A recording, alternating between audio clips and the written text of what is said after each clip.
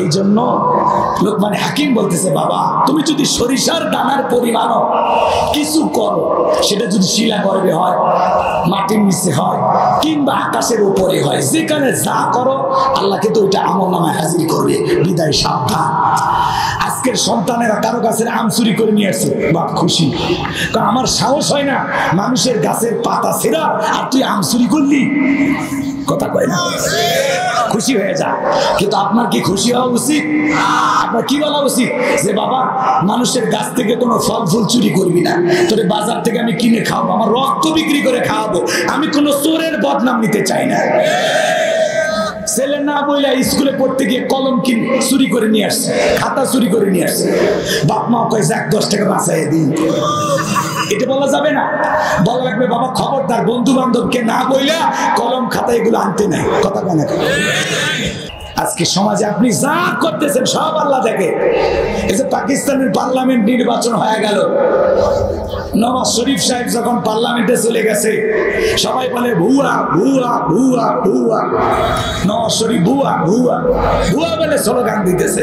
কারণ একজন সাবেক প্রধানমন্ত্রী ইমরান খানকে জেলবন্দি রেখে মিথ্যা মামলা টামলা দিয়া সাজানো নির্বাচন করে আবারও সরকার গঠন করেছে, কিন্তু আসলে বিজয় লাভ করেছে পাকিস্তানের সাবেক প্রধানমন্ত্রী ইমরান খান। এই লোকটা অত্যন্ত ভালো, কথা ঠিক কিনা? পৃথিবীর বড় বড় নেতাদের কাছে যা সবাই যা মাথা নত করে, আরে বীরের মতো ঢোকে আর সালাম দেয়। আল্লাহু আকবার বল। এই ইমরান খানকে আমার অনেক ভালো লাগে, কথা কেন? রাগ করেছে? এই জন্য বাজান গো আমার, দেখলেন না পাকিস্তানে কি দান বহানো নির্বাচন, বাপরে বাপ, ভোট হয়ে যায় রেজাল্ট হয় না, 1 দিন যায়, 2 দিন যায়, 4 দিন যায়, 5 দিন যায়, কথা বলে না। তাহলে এতদিন যে ভোটের ফলাফল গোপন রেখেছিল, এর ভিতরে ষড়যন্ত্র আছে না? বাংলাদেশে নির্বাচন আছে 4টের পরে, তারপরে রেজাল্ট রাত 12টা 1টার মধ্যে সব শেষ, আমরা জানিয়ে গেছি, কথা কোন ঠিক কিনা? কি সোনার দেশ আমাদের, কথা কয় না বারে আমাদের দেশ। আমরা একদিনই শুনছি কোথায় ট্রাক, কোথায় নৌকা, কোথায় ইগল, আমরা শুনতে পাচ্ছি। আর এরা কি নির্বাচন করলো, কথা কন না কেন? এই পাকিস্তানের নির্বাচনের মধ্যে ভেজাল আছে না নাই? যারা বলেন আছে না না? আসলে প্রধানমন্ত্রী হয়েছে ইমরান খান, আরে নওয়াজ শরীফ জোর করে আবার বসলো। কিন্তু মনে রাখবা, জনগণের পার্লামেন্টে যদি ভুয়া ভুয়া স্লোগান হয়, রাস্তা দিয়ে যাইবা জনগণ ডিম মারবি, ডিম পাথর মারবি, কথা কয়। গাড়ির ক্যান্সেল শক্ত থাকে তো, নওয়াজ শরীফকে বলতেছি, আপনার উল্টে কথা আমার বুঝেন না, রাগ করছেন আপনারা? তাহলে একটা পার্লামেন্টে যদি ভুয়া ভুয়া বলে, তাহলে ওই পার্লামেন্টে যারা গেছে অবস্থা ভালো না খারাপ?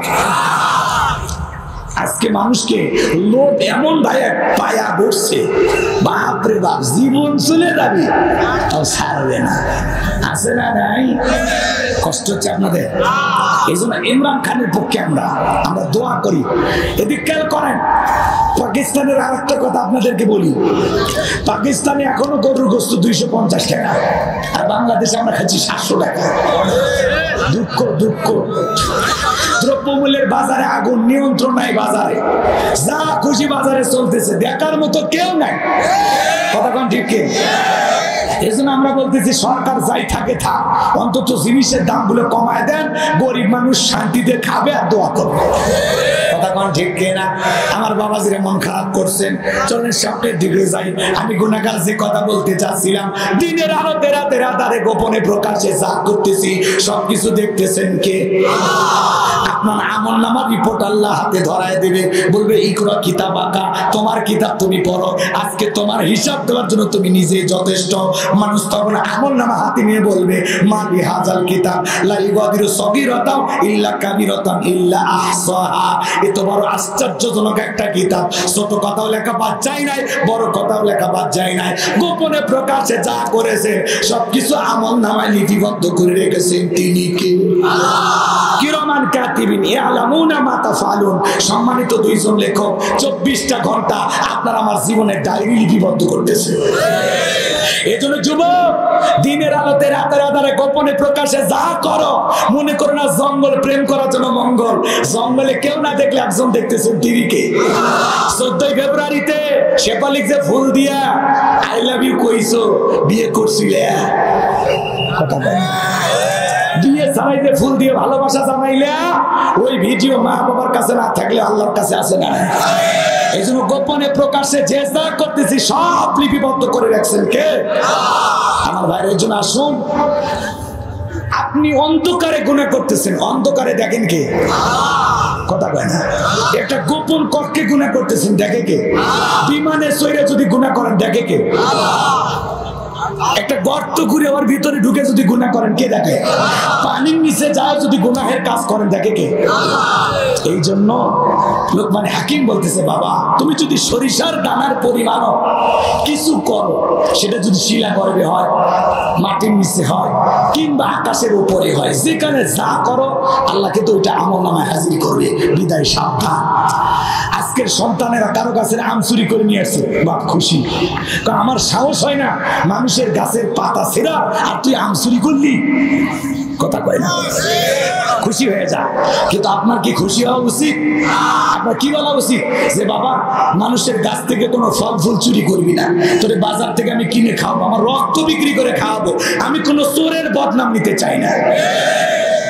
ছেলে না বইলা স্কুলে পড়তে গিয়ে কলম চুরি করে নিয়ে আসছে, খাতা চুরি করে নিয়ে আসছে, বাপ মা কয় 10 টাকা বাঁচাই দিন। এটা বলা যাবে না, বলা লাগবে বাবা খবরদার বন্ধু বান্ধবকে না বইলা কলম খাতা এগুলো আনতে নাই। কথা কয় না, কারো পুকুর থেকে ছেলে গোপনে মাছ চুরি করে নিয়ে আসছে, কয় যাক 2 মাসের বাজার বাজায় দিলি। এরকম বাবা মা আছে না? এই জন্য সন্তান ছোট করুক, আজকের ছোট ছোট ভুল একসময় বড় হয়ে যাবে। আর ছোটবেলায় ছোট ছোট ভুলগুলো যদি সংশোধন করে দেয়, সে মানুষ হবে। কথা কি বুঝাইতে পারলাম না? কি বুঝছেন আল্লাহ জানে। আর কষ্ট দেওয়া ঠিক হবে না। এরপরে লোকমান হাকিম ডেকে বলেন, ইয়া বুনাইয়া আকিমিস সালাত, হে আমার কলিজার টুকরার সন্তান, হে আমার বৎস, সালাত কায়েম করো, নামাজ আদায় করো। সন্তানদেরকে নামাজি বানানোর দরকার আছে না নাই? কথা কয় না কেন? আপনার ছেলে যদি স্কুলে না যায়, আপনি খেপে যান, স্কুলে গেলি না, বাড়িতে আয়, তোর খবর আছে। কোচিংয়ে না গেলে মা বকা দেয়, টাকা দিয়ে প্রাইভেট পড়ায়, কোচিংয়ে গেলি না, তোর দুপুরের ভাত বন্ধ। কিন্তু যখন আসল মাগরিব আসা, কোনো নামাজ আদায় করে না, কোনো মা বলে না আজকে এশার নামাজ পড়লি না, রাতের খাবার পাবি না, বলে বলে। কিন্তু প্রত্যেকটা মুসলমান মা বাবাকে এই ধরনের শাসন সন্তানদের করা উচিত কিনা? জোরে বলেন। আকিমিস সালাহ, সালাত কায়েম করো, সন্তানদেরকে নামাজি বানাইতে হবে। পৃথিবীর সকল বাবা তারা, যে বাবা তার ছেলের হাত ধরে মসজিদে নিয়ে যায়, কথা কয় না ভাই? নিয়ে যাবো তো ইনশাআল্লাহ। একটা পরিবারের 6 জন সদস্য, সবাই যদি নামাজ পড়ে, ভালো লাগে না খারাপ লাগে? নিজেও জাহান্নামের আগুন থেকে বাঁচো, তোমার আহাল পরিবার পরিজন যারা আছে এদেরকেও জাহান্নামের আগুন থেকে বাঁচাও। কথা বলে ঠিক কিনা? এরপরে বলতেছেন ও আমরু বিল মারুফ, সৎ কাজের আদেশ দিবা, নিজেও ভালো কাজ করবা, মানুষকে ভালো কাজের দিকে ডাকবা। ওয়ানহা আনিল মুনকার, অসৎ কাজ করবা না, নিজেও খারাপ কাজ করবা না, মানুষকেও খারাপ কাজ করতে দিবা না, নিজেও অন্যায় থেকে নিজেকে বিরত রাখবা, অন্যদেরকে বিরত রাখার চেষ্টা করবা। ওয়াসবির আলা মা সাবা, বিপদ আপদ মুসিবত আসলে সবর করবা, ধৈর্য ধারণ করবা। এরপরে বলতেছে বাবা মানুষকে তুচ্ছ তাচ্ছিল্য অবজ্ঞা অবহেলা করবা না। ওয়ালা তামশি ফিল আরদি মারহা, দাম্ভিকতার সহিত জমিনে চলবা না। আমরা মানুষকে তুচ্ছ তাচ্ছিল্য অবহেলা করতে ভালোবাসি। ছেলেটা ড্রাইভারের সাথে কথা বলে, বলে এগুলো গরিব ছোট লোক, এদের সাথে কথা বলবি না। ছেলেটা দারোয়ানের সাথে কথা বলে, দারোয়ানের সাথে কি কথা, এসব ছোট লোকের সাথে মিশবি না। এই যে ছোটবেলায় আপনি সন্তানকে ভাবে শিখাইয়া বড় করতেছেন, এক সময় আপনি বুড়া হইলে আপনার সাথে মিশবে না। এই জন্য সন্তানকে বলতে হবে বাবা, ড্রাইভারকে আঙ্কেল বলবা, সালাম দিবা, বাড়ির দারোয়ানকে চাচা বলে সালাম দিবা। আর আপনি সন্তানকে অহংকার শিখেন। এখনকার ডিজিটাল বাবা ছেলেকে জিজ্ঞাসা করে, তুই তালুকদারের বেটা, তোরে মারে এমন বুকের পাটা কাপ, 2-4টা লাশ ফলাইয়া দিবি। কোন বংশের ছেলে তুই ভুলে গেছিস, তোর রক্ত গরম থাকতে হবে। কথা বলার আগে বুলেট নামের ট্যাবলেট খাইয়া দুনিয়া থেকে বিদায় করে দিবি। এটা বাপ না কসায়? কথা কয় না, বাবাই লাগে দেখ ছেলেকে। কলেজে যে পড়িস, প্রেম টেম করিস, বাবা একটা প্রেম করি, কিন্তু মেয়ের বাবা রাজি না, আমার সাথে বিয়ে দেবে না। মেয়ের বাপ মা 14 গোষ্ঠী রাজি হবে, তুই প্রেম কর, আমরা করছি। কথা কয় না, এরকম বাবা আছে না? নাই ভাই। এইভাবে সন্তানকে খেপাইয়া অমানুষ বানাবেন না, সন্তানদেরকে বিনয়ী বানাবেন, সাদা মাথা জীবনযাপন দিবেন। অঢেল সম্পদের মালিক হওয়ার পরে সন্তানকে অভাব অনাটন দিয়ে মানুষ করবেন। কথা কয় না, কথা কয় না। খরচ 500 টাকা লাগবে, 500 দিবেন, 1000 দিবেন না। তাহলে 1000 খাবে আর 500 টাকাতে গাঁজা বাইয়া বা কিনে খাবে।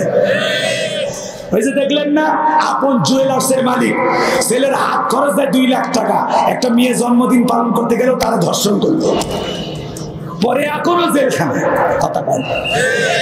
এই জন্য সন্তানকে অমানুষ বানাই না, মানুষ বানান। অনেক কথা বলার ছিল, আপনারা যে লোমেলো করতেছেন, আমি এত পেশার বাইরে করবো কন কন, আমার দরকার আছে।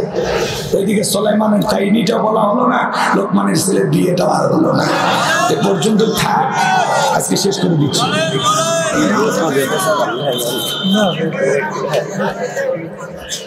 আরে বাবা,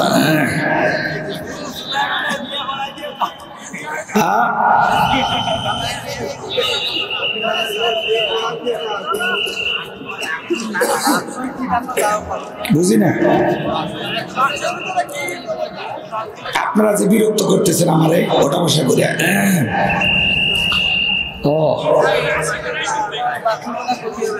রোজা থাকা অবস্থায় স্ত্রীর সাথে সহবাস করা যাবে কি? সামনে রমজান মাস, কষ্ট হচ্ছে আপনাদের? রোজা থাকা অবস্থায় স্ত্রীর সাথে সহবাস করা যাবে না। আল্লাহ তাআলা কি বলেন? উহিল্লা লাকুম লাইলাতাস সিয়ামির রাফাসু ইলা নিসাইকুম। আল্লাহ তাআলা বলেন রমজান মাসে রাতের বেলায় আপন স্ত্রীর সাথে মেলামেশা করো, এটা তোমাদের জন্য বৈধ। আল্লাহ আকবার বলেন। তাহলে রমজান মাসে স্ত্রীর সাথে রাতের বেলা, এক কথা ইফতারি থেকে সিহারি পর্যন্ত, ইফতারি থেকে সিহারি পর্যন্ত স্ত্রীর সাথে মেলামেশা করা বৈধ। আলহামদুলিল্লাহ বলেন। কথা কয় না কেন? এই জন্য অনেকে প্রশ্ন করে, হুজুর রমজান মাসে স্ত্রী সহবাস করা যাবে কিনা? রমজান মাসে ইফতার করার পরে আপনার স্ত্রী হালাল, আল্লাহ ঘোষণা দিয়েছেন। আল্লাহু আকবার বলেন। আল্লাহ তাআলা বলতেছেন রমজান মাসে রাতের বেলায় তোমরা স্ত্রীর সাথে মিলিত হও, স্ত্রীর সাথে তোমাদের মেলামেশা করা রমজান মাসে রাতের বেলায় বৈধ। আল্লাহু আকবার বলেন। কথা কি বুঝাইতে পারলাম? কিন্তু দিনের বেলা সুবহে সাদেক থেকে ইফতার করার আগ মুহূর্ত পর্যন্ত এই সময়টা যৌন কামনা থেকে বেঁচে থাকা, পানাহার থেকে বেঁচে থাকা, মিথ্যা কথা বলা থেকে বেঁচে থাকা, সকল গুনাহ থেকে বেঁচে থাকার নামই তো সিয়াম, রোজা। কথা বলেন না কেন? রোজা থাকা অবস্থায় আপনি আপনার স্ত্রী যদি দীর্ঘদিন হয় তাহলে কাছে বসতে পারেন, গল্প করতে পারেন। কিন্তু বিশেষ করে যারা নতুন বিয়ে করছো রমজানের 2-4 দিন আগে, এরা একটু দিনের বেলা স্ত্রীর কাছ থেকে একটু বিরত থেকে। কথা কয় না কেন? হ্যাঁ, কারণ এদিকে খেয়াল করেন, যারা নতুন বিয়ে করেছেন কোনো কারণে স্ত্রীর কাছে গেলেন, নিজেকে কন্ট্রোল করতে পারলেন না, তখন ঝামেলা আছে না নাই? এই জন্য রমজান মাসে দিনের বেলায় স্ত্রীর সাথে মিলিত হওয়া যাবে না। আর যদি মিলিত হয়ে যান তাহলে রোজা থাকে, রোজা শেষ হয়ে গেল। এই জন্য আপনি রোজা থাকা অবস্থায় স্ত্রীকে চুমো খাইতে পারবেন, কিন্তু যাদের লম্বা সময় ধরে বউয়ের সাথে সম্পর্কটা, কথা কয় না কেন? কিন্তু যারা নতুন বিয়ে করেছেন আপাতত দিনের বেলায় সব ধরনের গল্প গুজব করতে পারেন, কাছে বসতে পারেন, পাশাপাশি শুয়ে থাকতে পারেন। কথা কয় না কেন? আর কিছু বলা লাগবে? অল্পতে বুঝে নেন। আরেকটি প্রশ্ন করা হয়েছে, রোজা থাকা অবস্থায় স্বপ্ন দোষ হলে রোজা হবে কিনা? হ্যাঁ, রমজান মাসে যদি রোজা থাকা অবস্থায় আপনার স্বপ্ন দোষ হয়, এতে আপনার রোজা ভাঙবে না, রোজার কোনো ক্ষতি হবে না। অনেক যুবক ভয় পায় যে হুজুর দুপুরে ঘুমাইছিলাম হঠাৎ করে আমার এই স্বপ্ন দোষ হয়ে গেছে। ভয় পাওয়ার কোনো কারণ নাই, তোমার রোজা ঠিক থাকবে। স্বপ্ন দোষ হলে রোজা ভাঙবে না, কথা কি বুঝাইতে পারলাম? স্বপ্ন দোষ হলে রোজা ভাঙবে না ইনশাআল্লাহ। আল্লাহ যুবকদেরকে এই কথাগুলোর উপরে আমল করা তৌফিক দান করুন। জোরে বলুন আমিন, আরো চিল্লায় বলেন আমিন। আর কি লিখেছে? ও তো বাচ্চা হেরে গেছে, তাই না? ওই যে তানজিম নামের ছেলেটাকে তার মা এখনো খুঁজতেছে। শহীদ মিনারের পেছনের গেটে মা আছে। এ বাবা, এ তানজিম তুমি কই গেলা সোনা? আসো তো ময়না, তোমার একটা জুস কিনে দেই। রাগ করতেছে? আদর করে ডাকলাম, যদি কাছে আসে খাওয়াবো, সমস্যা কি? কষ্ট হয় আপনাদের? তাহলে দোয়া করে দিলেন এখন। হ্যাঁ, বাকি কথা না বলি না, অনেক কথা বলার ইচ্ছে ছিল, আপনারা যদি না শোনেন আমি কি জোর করে শোনানোর ক্ষমতা আমার আছে? লিল্লাহি তাকবীর। আওয়াজ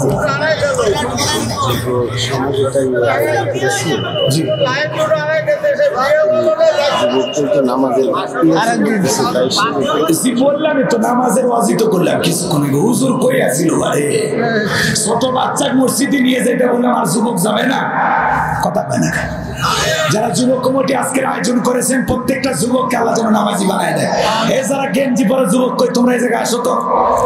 এই সব যুবকের আসো না, কিসের কাজ? সব কাজ বন্ধ, আসো যুবকেরা সবাই মঞ্চে চলে আসো।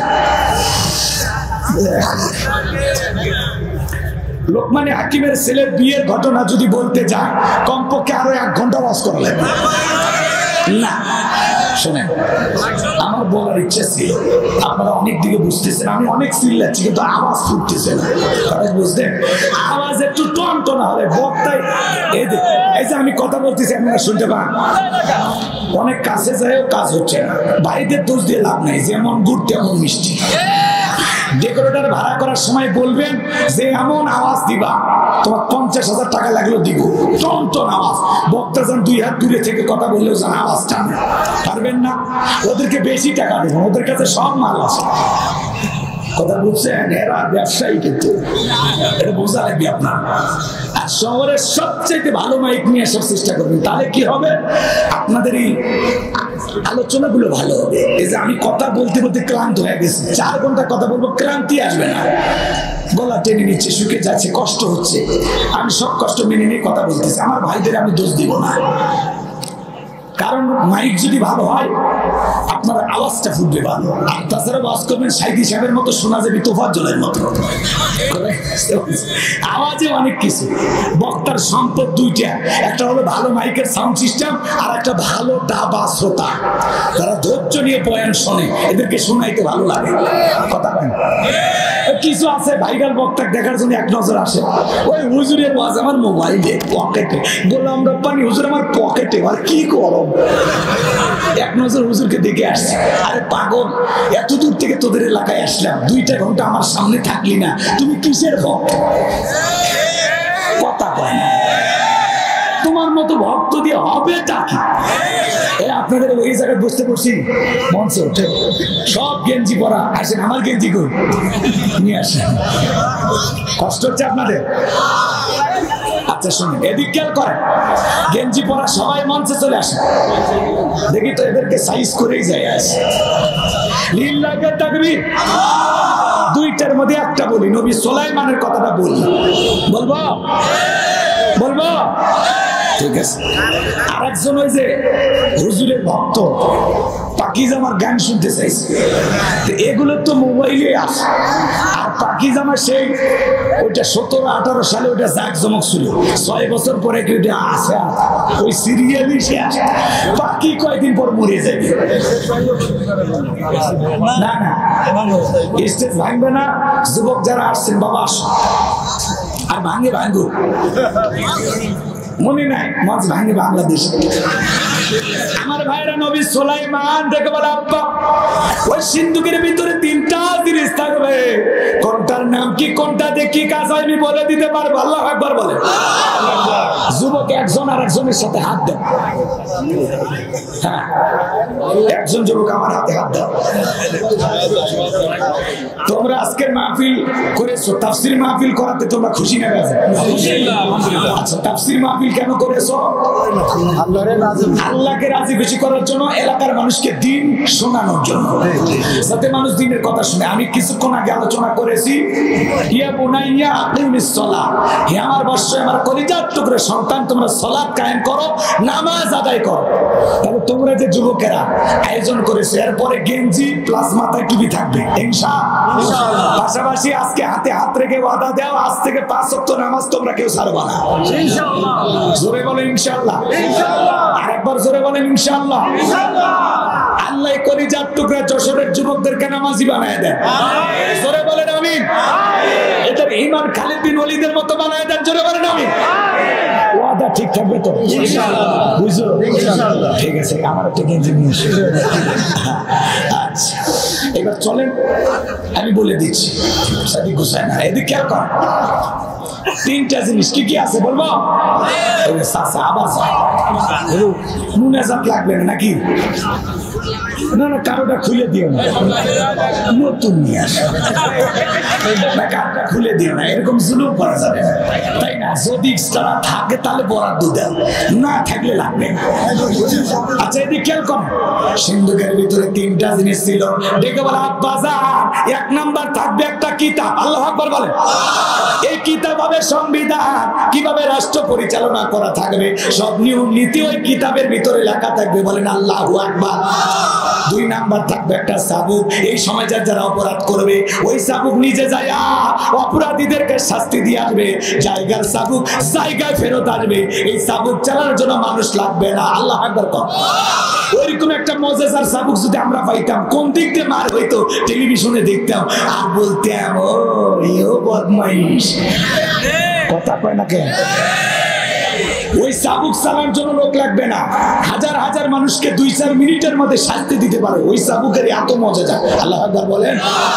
ওইরকম একটা চাবুক পাইলে আমরা দেখতে পারতাম না আসলে বাড়িতে কারা কে মার খায়। কথা কয় না কেন? কিন্তু চাবুক আছে, ওই মজা যা নাই। আল্লাহু আকবার করো। 3 নাম্বার দেখে বলে আব্বা থাকবে একটা আংটি। ওই আংটি যার হাতে থাকবে, মানব দানব জিন ইনসান সকলে তার হুকুম মানতে বাধ্য। আল্লাহু আকবার বলো।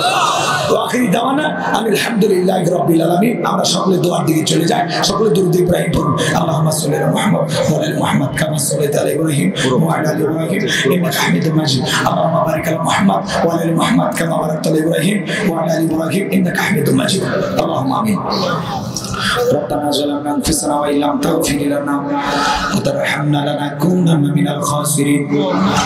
বসুন্ধিয়া সিংহিয়া যুব সমাজের উদ্যোগে আজকের 2য় বার্ষিক তাফসীর কোরআন মাহফিল শ্রদ্ধাভাজন সভাপতি জনাব মোহাম্মদ আসাদুজ্জামান মোল্লা সাহেবকে আল্লাহ কবুল করেন। 11,000 টাকা দিয়েছেন, আল্লাহ তার দানকে কবুল করেন। আমন্ত্রিত মেহমান জনাব শেখ আরিফুল ইসলাম, জনাব রিয়াজুল ইসলাম খানকে আল্লাহ কবুল করেন। আল্লাহ তাআলা তাদের হায়াত বাড়ায় দেন, জিন্দেগীর গুনাহগুলো মাফ করে দেন, জনগণের খেদমতের জন্য কবুল করেন। আল্লাহ তাআলা আলোচনা করেছেন আমার প্রিয় ভাই হযরত মাওলানা হাই সিদ্দিকী সাহেব, চমৎকার কথা বলেছেন। তোমার গোলামের কণ্ঠ তুমি দিনের জন্য কবুল করে নাও। আল্লাহ তাআলা এই মাহফিল বাস্তবায়ন করেছেন আমার কলিজার টুকরা যুবকেরা, স্বেচ্ছাসেবকের দায়িত্ব পালন করেছে। প্রত্যেকটা যুবকের ঈমান খালিদ বিন ওলীদের মতো বানায় দেন। আল্লাহ যুবকদেরকে ইসলামের জন্য কবুল করে নিন। আল্লাহ তাআলা আজকের মাহফিলে তাকায় দেখো কত দাড়ি পাকা মুরব্বীরা, যুবকেরা, আলেম ওলামা, কচি কাঁচা মাসুম বাচ্চারা পর্দার সীমা বড়রা হাত তুলেছে। যার হাত দোকানে পছন্দ হয় সে হাতের বদলতে আজকের দোয়াকে কবুল আর মঞ্জুর করে। আল্লাহ তাআলা প্রায় 2.5 ঘন্টার মতো কোরআন এবং সুন্নাহর আলোকে তোমার গোলামদের সামনে কথা বলেছি। আল্লাহ যতটুকু আলোচনা হয়েছে সূরা লোকমান থেকে বক্তা শ্রোতা সবাইকে এই কথাগুলোর উপরে আমল করার তৌফিক দিয়ে দেন। আল্লাহ আমরা যারা হাত তুলে ধরেছি, অনেকের মা নাই, বাবা নাই, এতিম বানায় কবরে চলে গেছে। মা বাবার কবরে আর সবটুকু পৌঁছায় দাও, কবরগুলো জান্নাতের বাগান বানায় দাও। রব্বির হামহুমা কামা রব্বায়ানি সগীরা, ও রব্বির হামহুমা কামা রব্বায়ানি সগীরা। পিতামাতা যাদের বেঁচে আছে, পিতামাতার খেদমত করে তাদের মুখে হাসি ফোটায়া তাদের প্রিয় সন্তান হয়ে পিতামাতার দোয়া নেওয়ার তৌফিক দিয়ে দাও আল্লাহ তাআলা। যাদের আত্মীয় স্বজন অন্ধকার খবরে চলে গেছে মাফ করে দেন, কবরগুলো জান্নাতের বাগান বানায় দেন আল্লাহ তাআলা। আজকের মাহফিলে নগদে বাকি দেন যত মানুষ টাকা পয়সা দান করেছে আল্লাহ সকলের দানগুলো কবুল আর মঞ্জুর করে নাও। এ দানের বিনিময়ে কোটি কোটি টাকার মালিক বানায় দাও, দুনিয়া আখিরাতে ইজ্জত সম্মান বাড়ায় দাও। ওই কঠিন কিয়ামতের ময়দানে তোমার আরশের নিচে ছায়া দান করিও আল্লাহ তাআলা। আমার যে প্রবাসী ভাইরা সহযোগিতা করেছেন তাদের দান কবুল করেন, প্রবাসী জীবনকে কবুল করে নেন। 200 জনের মতো যুবক কষ্ট করেছেন, পরিশ্রম করেছেন, যারা গান বাজনা ছেড়ে জান্নাতের বাগান লাগাইছে এদের মা বাবা বড় ভাগ্যবান যারা এমন সন্তান জন্ম দিয়েছে। যারা গান ছেড়েছে, নামাজ পড়বে বলে ওয়াদা দিয়েছে, জান্নাতের বাগান দুনিয়াতে লাগায়। আল্লাহ গো, যারা জান্নাতের বাগান সাজায় এই যুবকদেরকে তুমি জান্নাত হিসেবে কবুল করে দাও। যত মানুষ হাত তুলে ধরেছে আল্লাহ আমাদের সকলের তামাম জিন্দেগির গুনাহগুলো মাফ করে দাও। তুমি গাফফার, আমরা গুনাহগার, তুমি মুনিব, আমরা সবাই তোমার গোলাম। তুমি যদি মাফ না করো কার কাছে যাব গো মালিক? ফিরাইয়া দিও না, ফিরাইয়া দিও না, আমাদের সকলের তামাম জিন্দেগির গুনাহগুলো মাফ করে দাও আল্লাহ তাআলা। গভীর নিশীতে দোয়া করি গো মালিক, আজকের মুনাজাতে ফেরত দিও না। পর্দানিশী মা বোনেরা হাত তুলেছে, মা বোনদেরকে নামাজি বানায় দাও, পর্দা করার তৌফিক দিয়া দাও, স্বামীর খেদমত করার তৌফিক দিয়া দাও, তাদের দাম্পত্য জীবনকে হযরত আলী আর ফাতেমার মতো কবুল করে দাও আল্লাহ তাআলা। যত মানুষ হাত তুলেছে আল্লাহ, বাজার ব্যবসায়ী ভাইরা সহ আল্লাহ তাআলা সকলের দোয়াকে কবুল করে নেন আল্লাহ। মাহফিল বাস্তবায়ন করার জন্য লাইটিং মাইটিং পোস্টার ব্যানার ডেকোরেটর ভাইরা সহ যারা যেভাবে সহযোগিতা করেছেন সবাইকে দুনিয়া আখিরাতের উত্তম জাযা দান করুন আল্লাহ। মাহফিল বাস্তবায়ন কমিটিকে আল্লাহ কবুল করে নেন। আগামী বছর বড় কোনো আলেম নিয়ে এসে মাটি কর্মের তাফসীর মাহফিলের আয়োজন করার তৌফিক দিয়ে দেন আল্লাহ। আমার জিন্না ভাইকে কবুল করেন, তার বাড়িতে খাইলাম বসলাম, তার বাড়ির উপর খাস রহমত বরকত নাজিল করেন, তার ব্যবসা প্রতিষ্ঠানটাকে আল্লাহ কবুল করে নেন আল্লাহ তাআলা। আমাদের সকলের তামাম জিন্দেগির গুনাহগুলো মাফ করো, ওই কঠিন ভয়ঙ্কর জাহান্নামের আগুন থেকে আমাদের মুক্তি দাও। রব্বানা আসরিফ আন্না আযাবা জাহান্নাম ইন্না আযাবাহা কানা গরামা। রব্বানা আতিনা ফিদ দুনিয়া হাসানাতাও ওয়া ফিল আখিরাতি হাসানাতাও ওয়া কিনা আযাবান নার। আল্লাহ তাআলা এই মাহফিল বাস্তবায়ন করার জন্য কত কষ্ট যুবকেরা করেছিল, যুবকদের জন্য বড় মায়া লাগে আল্লাহ। এই যুবকদেরকে ইসলামের জিন্দা সৈনিক বানায় দাও, মুজাহিদ হিসেবে কবুল করো। যুবকেরা মাহফিলের পাশাপাশি এলাকার গরিব দুঃখী বিভিন্ন কাজে সহযোগিতা করে, অসুস্থ মানুষকে টাকা দেয়, সেবা করে, যার মেয়ের বিয়ে হয় না তাদেরকে টাকা দিয়ে সহযোগিতা করে। আমি অনেক কিছু শুনলাম আল্লাহ, তাদের এই ভালো ভালো কাজগুলো তুমি কবুল করো, ভালো কাজের বিনিময়ে জান্নাতে মানুষ হিসেবে কবুল করে নেন আল্লাহ তাআলা। তোমার একজন বান্দি 1000 টাকা আমাকে দিয়ে দোয়া চেয়েছে, বলে হুজুর এটা আপনার মাদ্রাসায় দিলাম, আল্লাহ তাআলা তোমার এই বান্দির এই দান তুমি কবুল করো।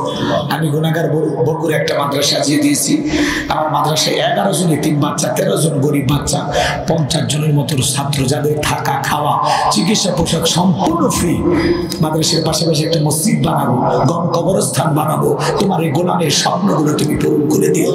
সারা দেশ থেকে যে হাদিয়া পায় সেটাতে আমি মাদ্রাসাটা চালাই, এই মাদ্রাসাকে কবুল করে নাও আল্লাহ তাআলা। মাদ্রাসার পাশাপাশি মসজিদ, কবরস্থান, যে স্বপ্নগুলো দেখেছি এই গোলামের স্বপ্নগুলো পূরণ না হওয়া পর্যন্ত আল্লাহ তাআলা কবরের ডাক দিও না আল্লাহ। তামাম পৃথিবীতে আছে মুসলমানদের বড় দুর্দিন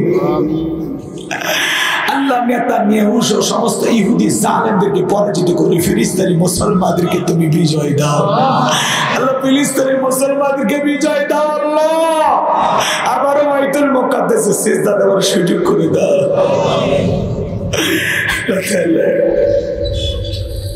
বাংলাদেশের মসজিদ মাদ্রাসা কবুল করো, হক্কানি ওলামা ইকরামদের কবুল করো, মাসদুম অবস্থায় যত আলেম কারাবন্দি মুক্তির ফয়সালা করে দাও।